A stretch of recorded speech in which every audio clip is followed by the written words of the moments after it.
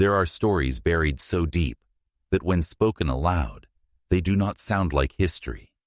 They sound like curses meant to bind the soul. And tonight, you will hear one of them, a tale of wealth turned into a weapon, a tale of beauty polished into a mask, a tale of a woman who was celebrated as the jewel of her age, yet descended into shadows so black that even time itself has tried to erase her name. The Gilded Age was more than golden mansions and glittering ballrooms. It was a battlefield of secrets, where men built empires on blood and lies, and where women were displayed like trophies. But sometimes trophies rebel, and when they do, the world remembers them, not with flowers, but with whispers. Lenore Fairchild was one such whisper, a woman who walked through marble halls, carrying chains no one else could see, chains forged not of iron, but of expectations and control. You have been taught to believe that madness is an illness that descends without warning. But what if I told you that madness is often cultivated, grown like a flower in the soil of silence, watered with shame, pruned by hands that never stop cutting, until nothing remains of the self but fragments? Madness was not Eleanor's destiny. It was her inheritance, an inheritance crafted by a society that celebrated perfection while hiding the fractures beneath the gold. Close your eyes and imagine the great houses of New York chandeliers, dripping with light champagne, flowing like rivers, music echoing against ceilings so high they mocked the heavens. And in the center of it all, Eleanor, radiant, flawless, her gowns like a second skin, her smile rehearsed for cameras that would immortalize her in black and white. Yet behind the silks and diamonds, there was a tightening grip, a force that stripped her piece by piece until the woman became a ghost inside her own body. What you are about to hear is not a simple story of decline. It is the revelate. Ion. Of how a civilization weaponized beauty, wealth, and reputation to crush an individual into silence. You were never meant to know these truths, because they do not only belong to Eleanor, they belong to all of us. And once you see the pattern, you will begin to feel the same weight pressing on your own chest.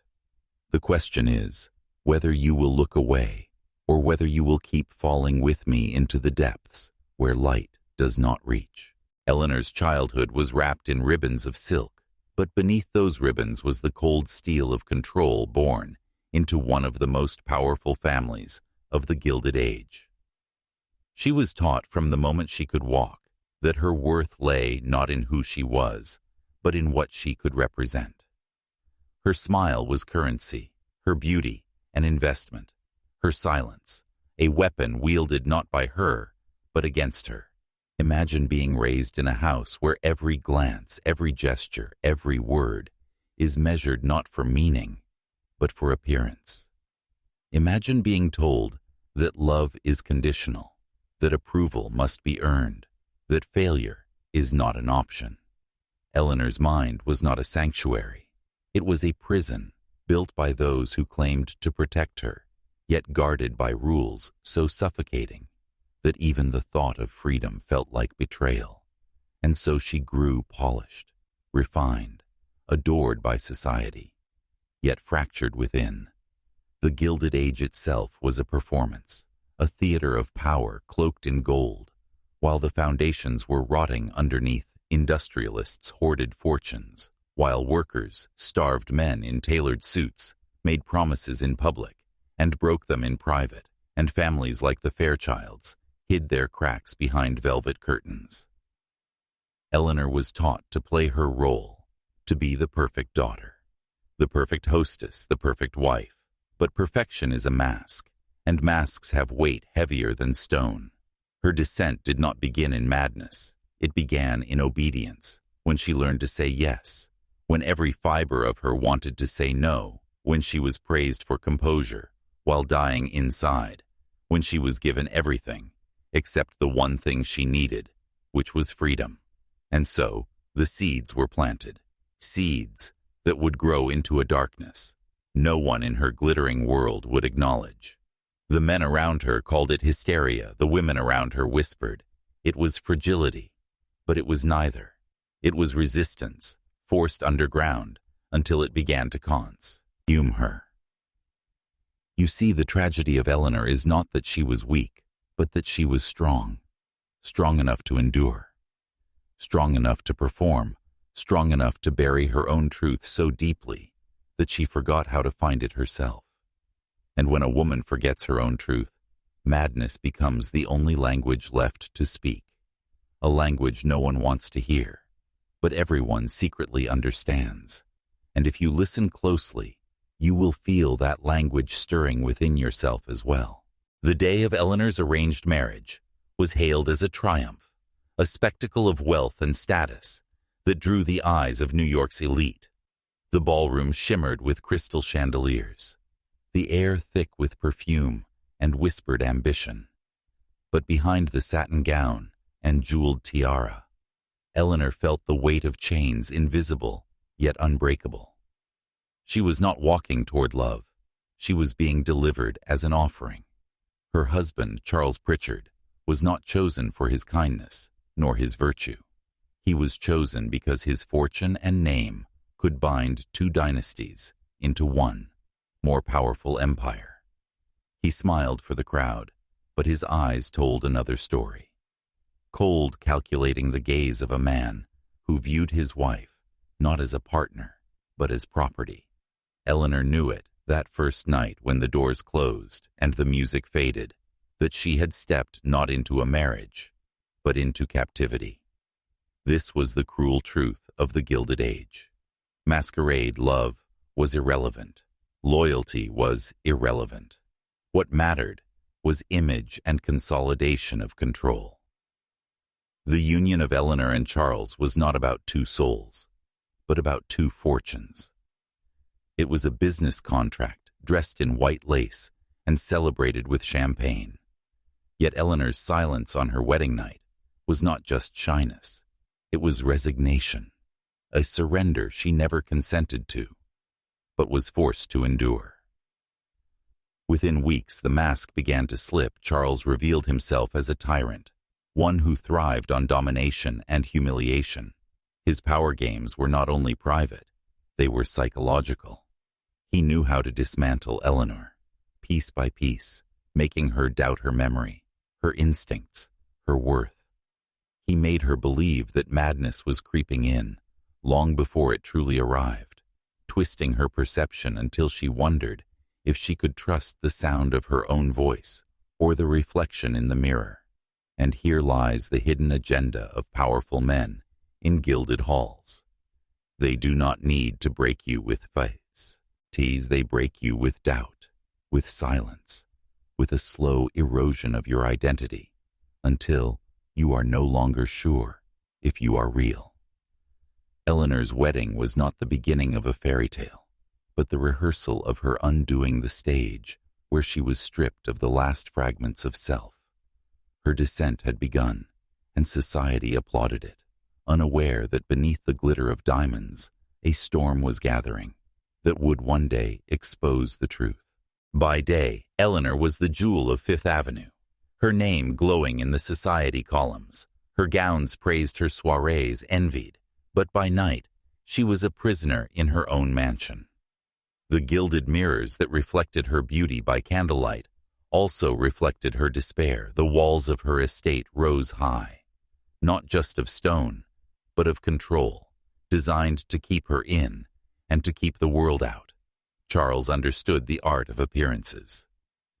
He knew that if Eleanor smiled in public, no one would question the bruises left upon her soul. No one would see the scars, written not on her skin, but in her mind.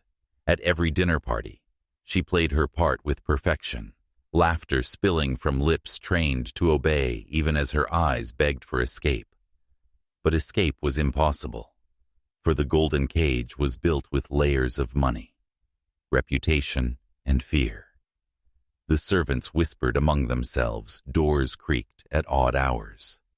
Footsteps moved in empty corridors. The air in the Pritchard mansion grew heavy with an energy that unsettled even the boldest guests. Some said Eleanor had begun to wander the halls at night, speaking to people who were not there. Some claimed they saw her in the garden, barefoot in the moonlight, clutching her arms, as though trying to hold herself together. Whispers spread. But whispers were dangerous. One dared speak them aloud in public, because the Pritchard name carried weight. One word against them could end a career, ruin a family, cast a person into exile. The powerful had long perfected the art of silencing truth. And in Eleanor's unraveling, they found not tragedy, but entertainment, a private spectacle they could sip wine to while gossiping about her latest appearance. But here is what no one wanted to admit. The madness consuming Eleanor was not entirely her own. It was engineered carefully, systematically. Her world distorted her mind, gaslit her perception, manipulated, until she could not tell whether the adaus in the hallway were real or born of her exhaustion and fear. This was not just cruelty. It was strategy, the slow destruction of a woman made to look like a natural collapse, a fall blamed on her fragile nerves, rather than the invisible hand pushing her toward the abyss. The Gilded Age loved its illusions, but behind Eleanor's painted smile, there was a war. And every night in that vast mansion, she was losing more of herself while the world outside kept applauding her performance.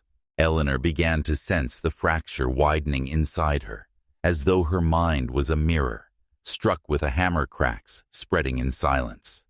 Yet undeniable, the nights became longer, her sleep restless. Haunted by whispers that came from the corners of her room, she would awaken, drenched in sweat, staring at the velvet curtains, certain they were moving even when the air was still. She told herself it was only exhaustion.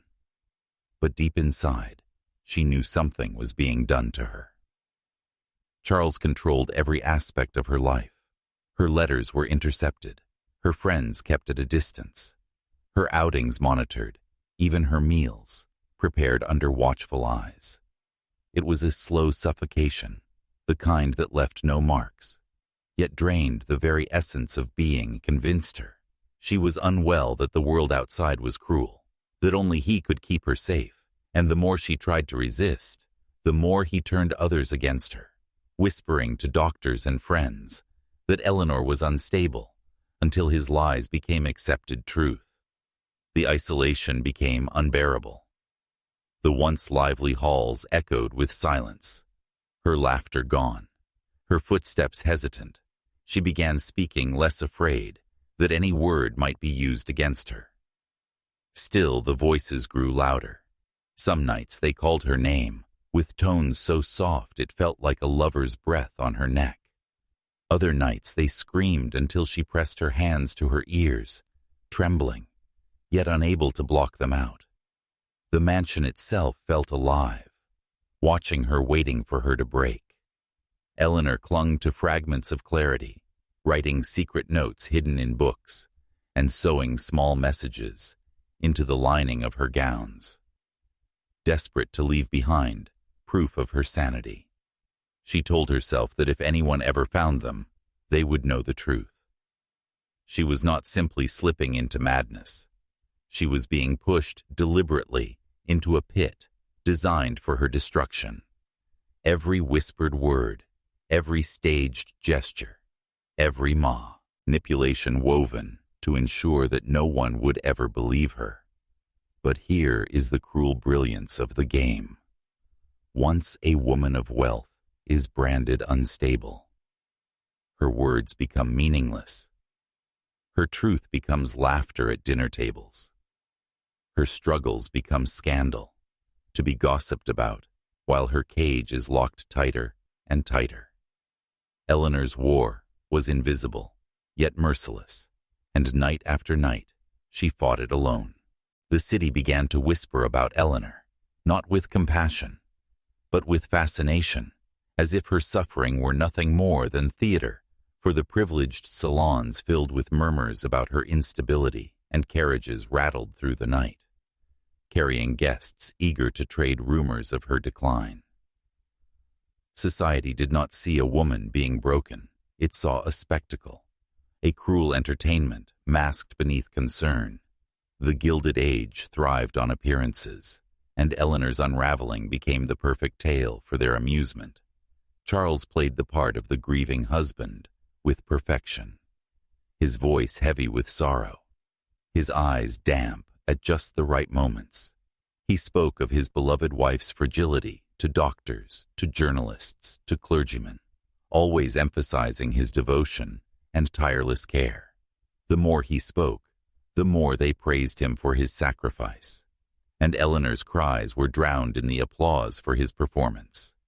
She was branded a fragile bird with a broken wing, a woman unfit to carry the weight of her own life. Behind closed doors, her protests grew weaker. She would confront him, begging to be seen for who she truly was. But Charles only smiled softly, telling her she must rest, that she was too delicate to understand the pressures of the world, until even her own voice began to sound foreign to her. She looked in mirrors and questioned the reflection. Was that still Eleanor, or only the hollow shape of what Charles had created?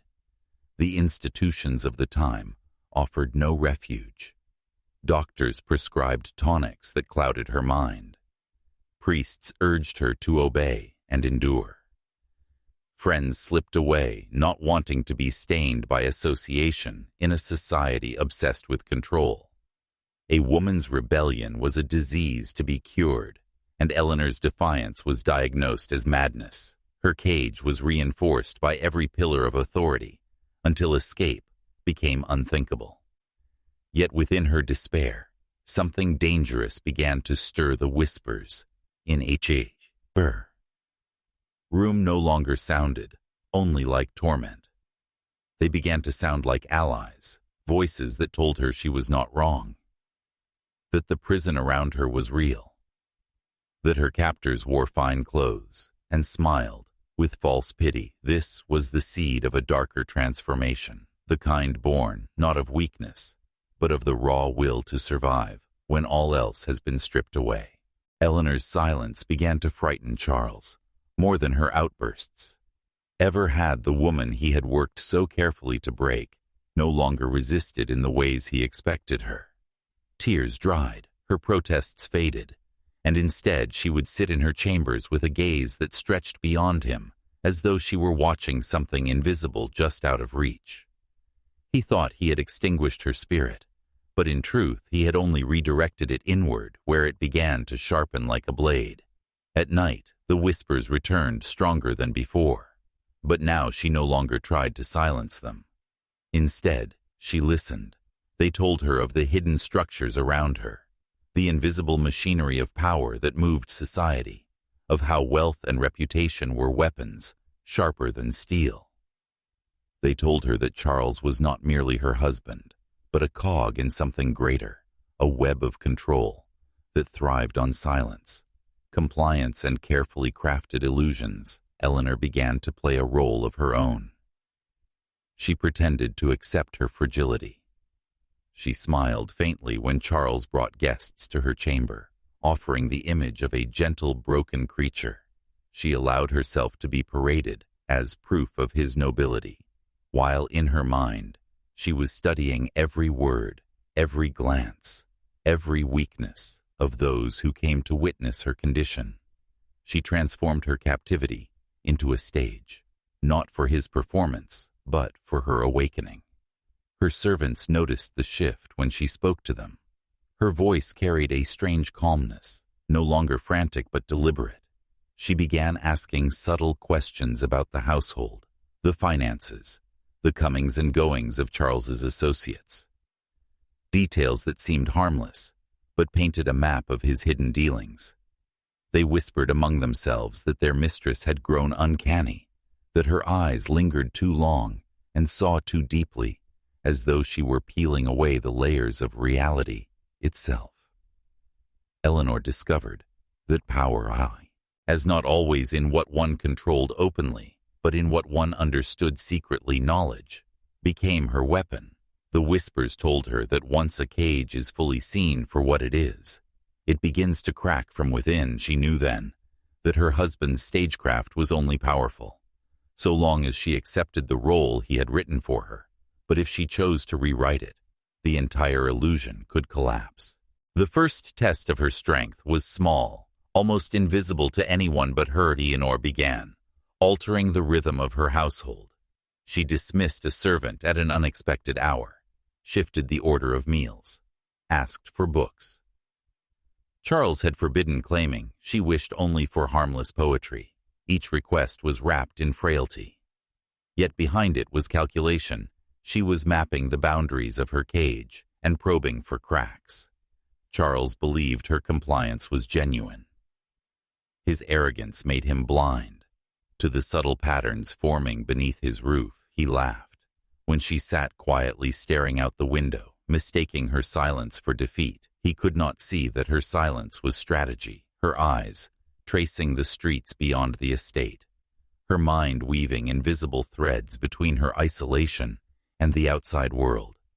The whispers guided her deeper. They told her that true madness was not chaos, but control.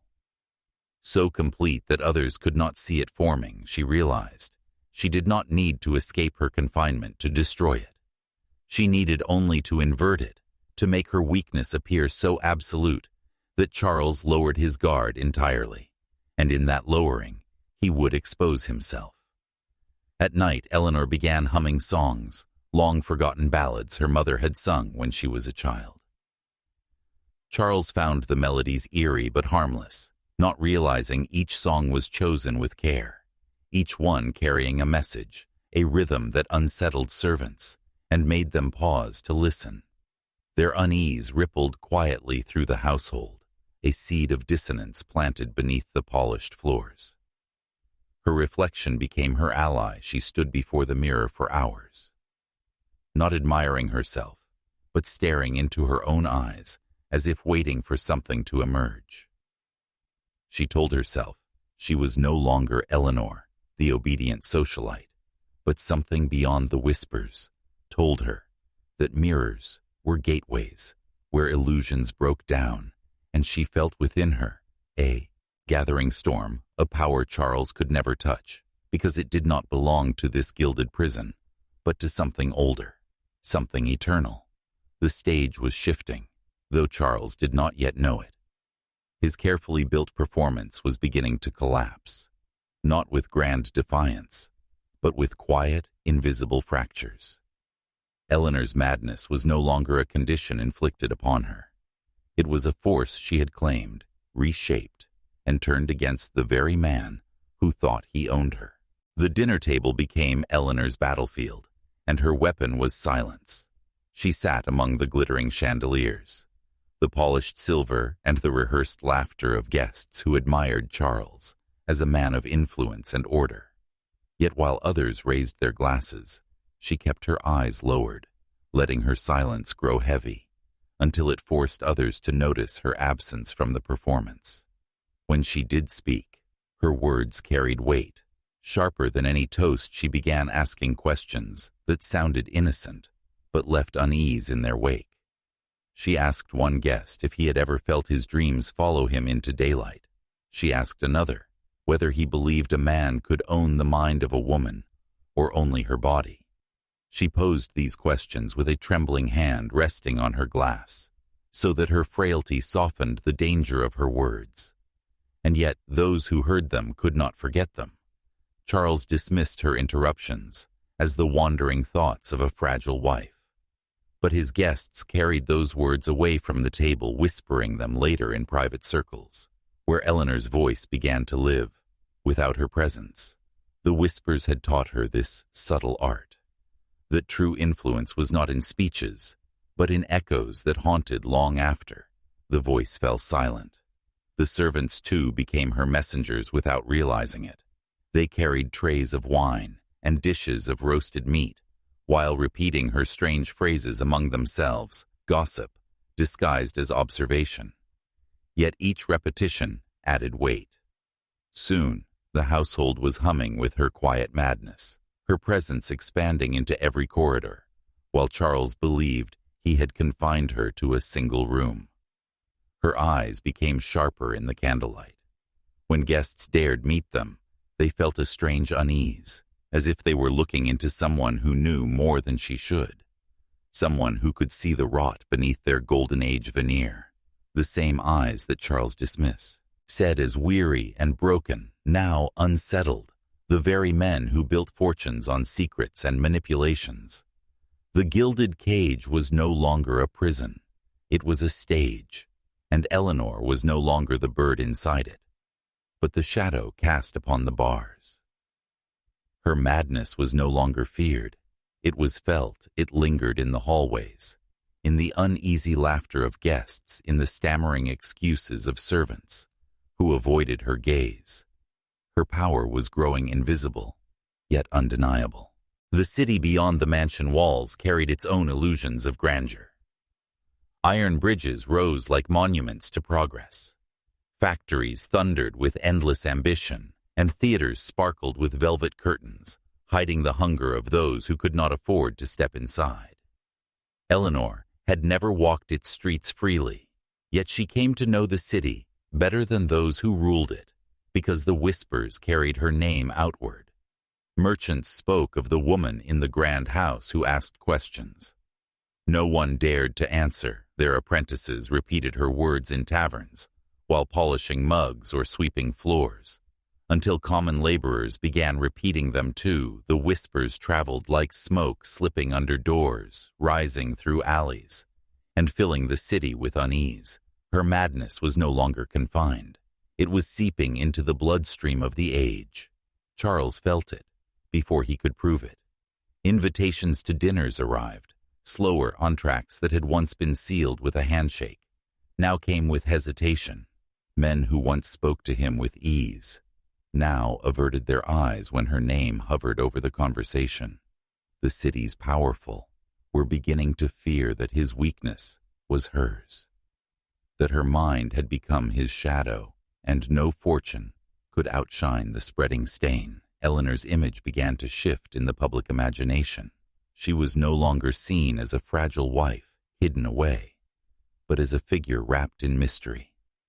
Half saint, half specter, rumors painted her as a woman cursed by knowledge, too deep for men to bear. Others whispered that she was a prophetess, chained to a house by a husband who feared her voice. The truth mattered little. The myth mattered everything. At night, the city dreamed of her men, woke in cold sweat after seeing her face appear. In visions of fire and broken glass, women whispered of her as a warning and a promise. The madness of one woman had begun to awaken, the madness of an entire society, one built on corruption, manipulation, and the suppression of truth. The Gilded Age glittered, but its gold was now cracking under her influence. Charles tried to tighten control, forbidding servants from speaking her name. Yet the harder he pulled, the faster the whispers spread. Leonore had transcended the walls of her prison. She had become a ghost in the city, a presence people feared and revered, a quiet madness, now woven into the rhythm of the age. The first institution to feel her shadow was the church. The same marble pillars that claimed to protect morality now trembled under rumors that Eleanor Pritchard had accused their priests of hoarding secrets darker than scripture.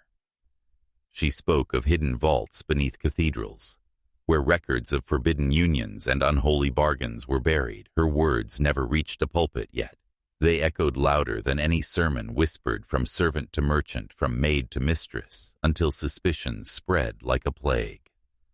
The courts followed, for law is only as strong as the belief that it cannot be questioned, and Eleanor had begun to question everything she spoke of. Judges who feasted with men they later acquitted of papers, signed in silence to erase crimes too profitable to punish, and of verdicts shaped not by justice, but by the weight of gold.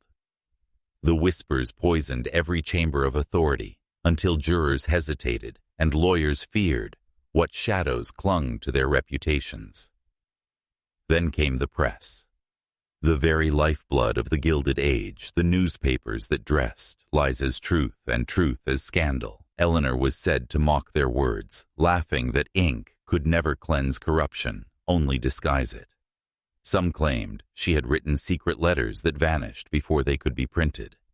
Others swore her voice carried to the ears of journalists, who never dared to publish what she revealed. Because editors silenced them with bribes or threats, the press turned into an accomplice in her haunting by refusing to speak her name, while everyone else already had. The more the institutions tried to erase her, the more she became undeniable. It was as if Eleanor had learned the secret rule of power, that silence is not the absence of a voice, but the amplification of its echo. Her absence in print, her exclusion from courts, her banishment from churches, only made her presence sharper, more piercing, more feared. Les saw the fortress of his world begin to crumble, and in the collapse, he saw her eyes no longer wide with fear, but burning with a strange clarity. She no longer appeared as a victim, but as a force uncontained. The whispers had become storms, and the storms were now aimed at every institution that once claimed to shape society. The church, the courts, the press, all shaken not by armies, not by money, but by the quiet unraveling of one woman's mind. It began in drawing rooms where men of power gathered over cigars and brandy, their laughter sharp, their confidence unshaken, until one name entered the air. Eleanor Pritchard. Some would scoff, dismiss her as a ruined woman lost to madness. But others lowered their voices, confessing that she had spoken things no one outside their circle should know, secrets locked in ledgers and buried in bank vaults, whispers of deals struck in shadows, and debts that could topple dynasties if exposed. One by one, their faces changed suspicion, spreading like wildfire across velvet carpets and mahogany walls. Who among them had spoken to her?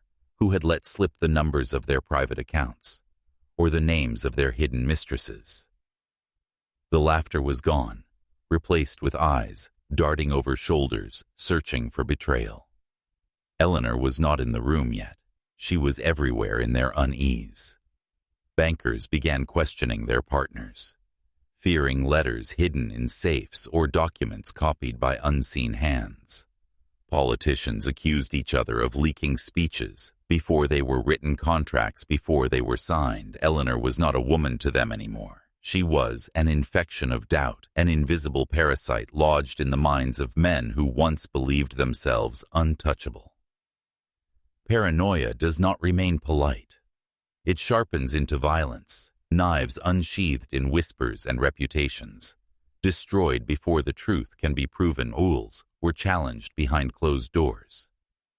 Fortunes collapsed overnight as men fled investments convinced Eleanor's shadow knew too much.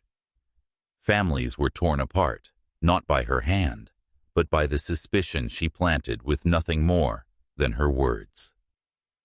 Charles watched the great men of the Gilded Age, his peers, his allies, his rivals, crumble into suspicion, their alliances splintering, their trust dissolving. He saw in their fear what he had once refused to admit, that Eleanor's power was no illusion. She was more dangerous than wealth or armies, because she had become the spark that made men burn themselves alive. In the end, it was not the poor or the desperate who feared her most. It was the elite, the very architects of power, who trembled at her name, for Eleanor had revealed the truth they could never endure. That the strongest fortress is not made of stone or steel, but of secrecy, and once secrecy is broken, even the mighty fall into ruin. Eleanor no longer existed as flesh and blood in the eyes of society. She had become something else entirely, a specter draped in silk, a shadow in candlelight, her name spoken with the same trembling reverence once reserved for curses and omens. Men who had never met her, swore they felt her eyes upon them in crowded ballrooms or silent libraries, as though the air itself bent beneath her presence. Stories spread faster than any fact. Some whispered that Eleanor could read a man's thoughts just by looking at him. Others claimed she had written letters to powerful families, predicting their ruin to the exact day and hour her predictions felt too precise to dismiss, when a railroad baron dropped dead at his desk the same day her letter warned of collapse. Even the most rational minds faltered, and fear became faith.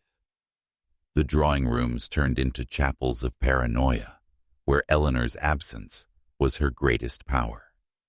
The women who had once mocked her for hysteria now clutched rosaries at the sound of her name. Husbands forbade their wives from speaking of her, but the silence only fed the fire. Eleanor became the ghost. No prayer could banish the haunting. No church could cleanse. Charles, too, began to lose his grip. He searched endlessly for proof that she was still a mortal woman, a sister, a wife. But the evidence dissolved. The more he reached for it, the more he feared she had stepped beyond the boundary of mortality itself, sometimes, in the quiet corridors of their family home. He swore he heard her voice whispering his name, soft enough to sound like memory, sharp enough to cut like prophecy. Every empire needs a devil to justify its walls, and Eleanor was chosen as theirs. She was not burned at a stake nor tried in a court, but transformed into myth, while still breathing her legacy, no longer bound to her body, but etched in fear. She had transcended the limits of gossip and vengeance, and taken root in the imagination of a nation. It was then that the Gilded Age learned its most devastating lesson. Power is not only what you hold in your hands, it is what others believe you to be. Eleanor had become belief itself, an unshakable presence haunting their dreams, commanding their silence, and proving that even in exile, she ruled more absolutely than any monarch could ever dream. Eleanor's story was no longer confined to whispers in parlors or rumors. Drifting through gilded halls, it seeped upward into the veins of power itself. Politicians invoked her name in closed chambers, not as a woman, but as a warning. Her legend became a cipher, one that ambitious men twisted to their own advantage. When a rival fell ill suddenly, Eleanor's prophecy was whispered as the hidden blade.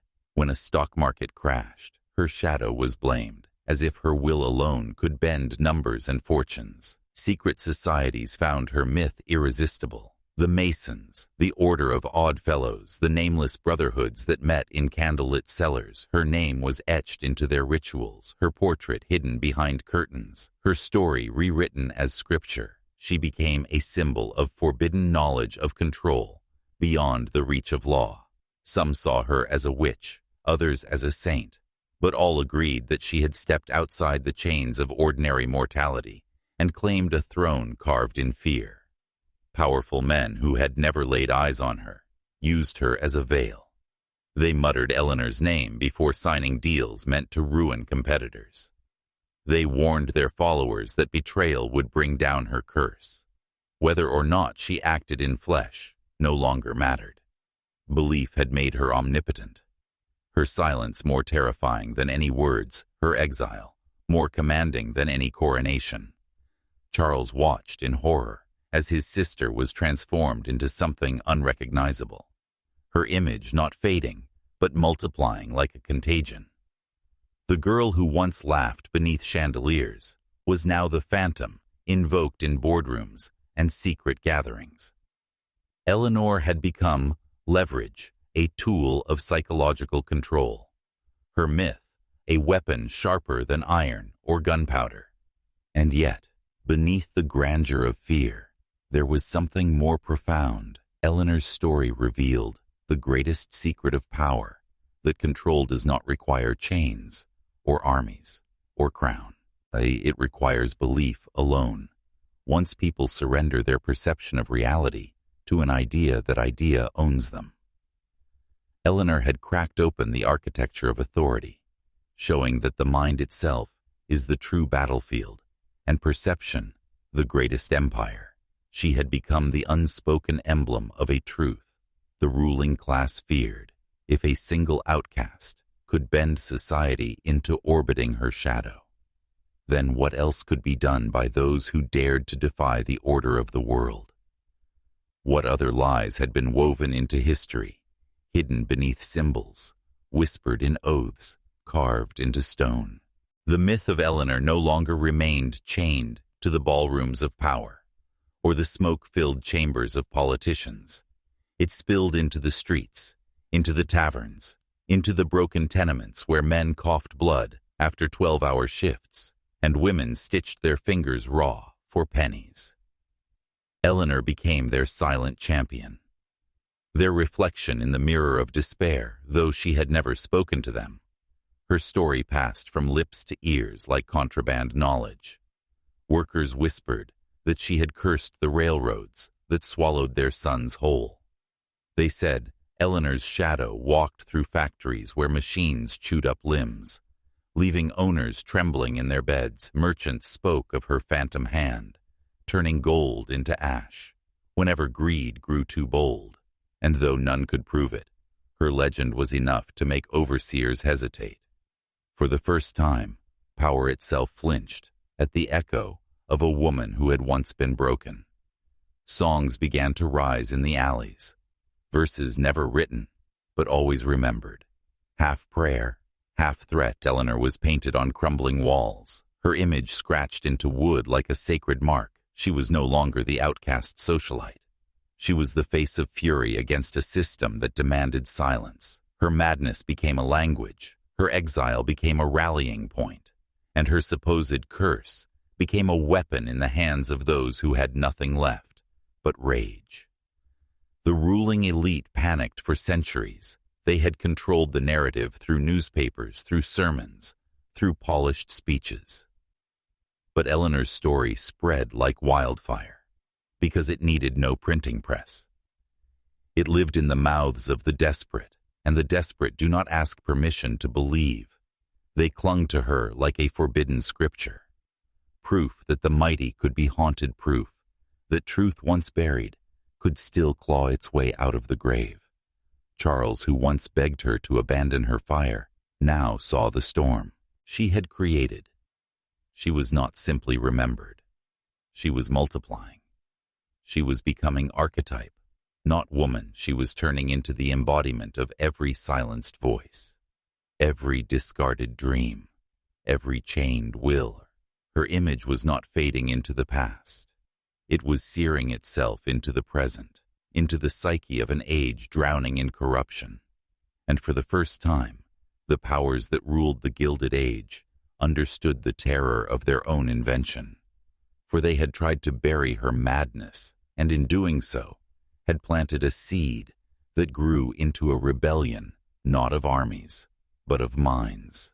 The institutions moved with precision, like predators that had been waiting for the right moment to strike.